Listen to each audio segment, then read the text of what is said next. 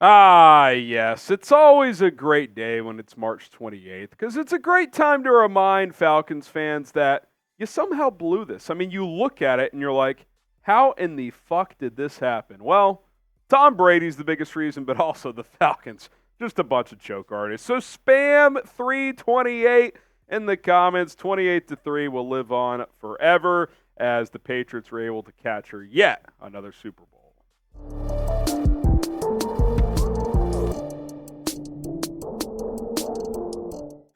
I'm Harrison Graham. Welcome into Patriots Today. Does Jayden Daniels want to be a New England Patriot? He, of course, had his pro day yesterday. We're going to talk about that here on today's episode. I want to get to this from Chris Mason here, saying that if the Patriots take Jayden Daniels at number 3, the LSU quarterback isn't sweating the pressure of being Tom Brady's long-term replacement. I played in Death Valley after Joe Burrow. I feel like I'm ready for anything. I'm a game changer. I love that mentality from Jayden Daniels because, look, beggars can't be choosers. You got to have that killer mentality of wherever you go, whether you're going to a small market team with not much recent history or the Patriots who recently had Tom Brady and weren't able to replace him with Mac Jones and are looking for someone to be that next big-time franchise quarterback. And the Patriots seem very locked in on the possibility of drafting Jayden Daniels. They had 9 staffers on hand for Daniels Pro Day. They got a lot of people at Drake Mays today as well. We are focusing on Daniels here, but Jayden Daniels is a good prospect. He's a unique one, and the Patriots seem to be interested. You look at his career stats. Obviously, at Arizona State, he wasn't quite ready to be a pro, which is why he transferred to LSU. Put a pretty good season together in 2022, took off this past year in 2023. And look, it's a unique situation where Daniels has started 5 years in college football, yet is still considered one of the top prospects in this draft. And in certain drafts, would be the number 1 overall pick. You just have Caleb Williams in this draft, Drake Mays in this draft. Now, he could go ahead of Maye. Some people think the Commanders are going to take Daniels at 2. And look, I have some questions about Daniels throwing the football, not accuracy or anything like that. He throws a good ball over the middle at times. I don't think he pulls the trigger often enough, but there's no question he could be one of the more dynamic quarterbacks in the NFL because I think right away he's a top 3 running quarterback in this league. I think, Lamar Jackson, and if Justin Fields starts in Pittsburgh, I would give them a leg up because they've done it at a high level, but I think he gives you more on the ground than a Jalen Hurts, a Josh Allen, just with his pure speed. So I think in that regard, he's already going to be a dynamic playmaker. Can the throwing match it? Last year at LSU would suggest it can. Obviously, it's going to take time to carry over into the NFL, but the Patriots seem interested, and Jayden Daniels seems interested in becoming a New England Patriot. Now, our March sub-battle with the Broncos breakdown is starting to wrap up as we get close to the end of the month here, and we are not quite over the hill yet. The breakdown has picked up 1,311 subs. We've picked up 1,256. Can we get to the finish line? Can we get more new subscribers than the Broncos breakdown? Help us out. If you want daily free Patriots content here on YouTube, hit that subscribe button. We got you covered here all the time.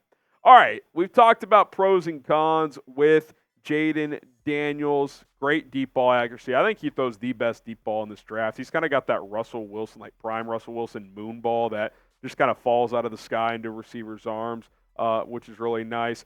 He's clearly the best running quarterback in this draft. A lot of these guys are mobile, but like Jayden Daniels is like, he's actually a runner that can also throw, whereas the other guys can use their feet but don't necessarily look to as often. Tons of experience, 5-year starter.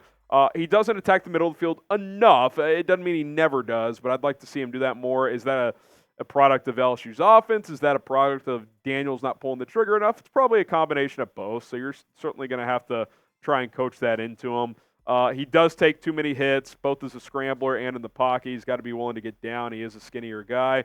Measuring at about 210 pounds, so he's put on some weight, but still a bit of a slight frame there. Again, 6'3", 210. I think he was actually 6'3" and about a half, so he's pretty tall.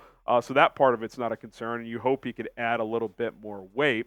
Here's Evan Laser when reacting to Jayden Daniels' pro day. He said his smooth, effortless throwing motion and compact release generate velocity when he drives the ball downfield. His upper body is extremely flexible, producing power with the torquing motion, which allows him to zip the ball around from different arm angles. With his natural throwing motion, Daniels can easily get the ball where it needs to go. And look, I've kind of compared him to just skinnier Justin Fields, but here's something he's got ahead of Fields.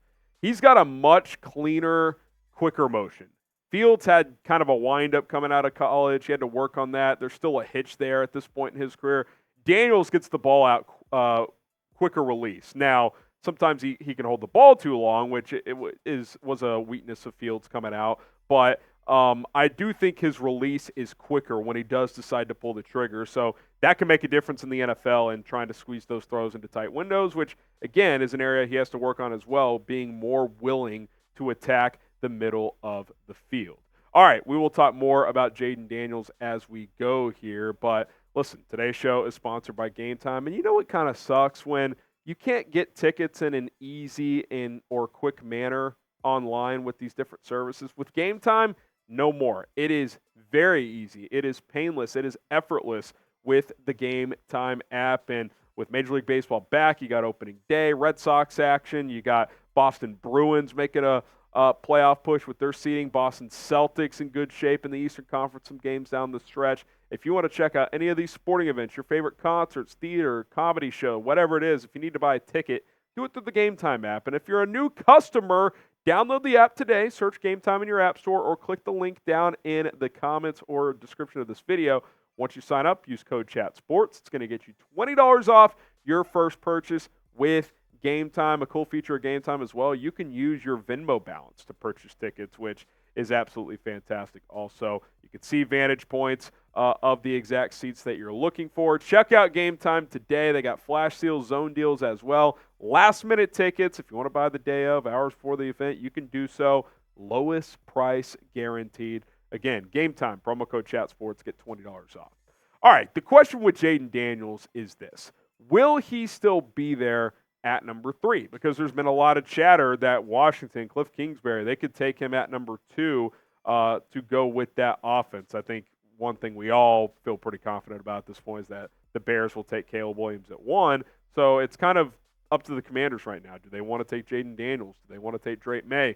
Could they shock us all and take J.J. McCarthy, which has been rumored as of late? Tom Pelissero said he's heard his name in the Commanders mix as recently as just a couple of days ago. So we'll see. One thing that has been consistent, though, is that there seems to be mutual interest between Daniels and the Patriots. Here's Jayden Daniels back at the NFL Combine talking about New England.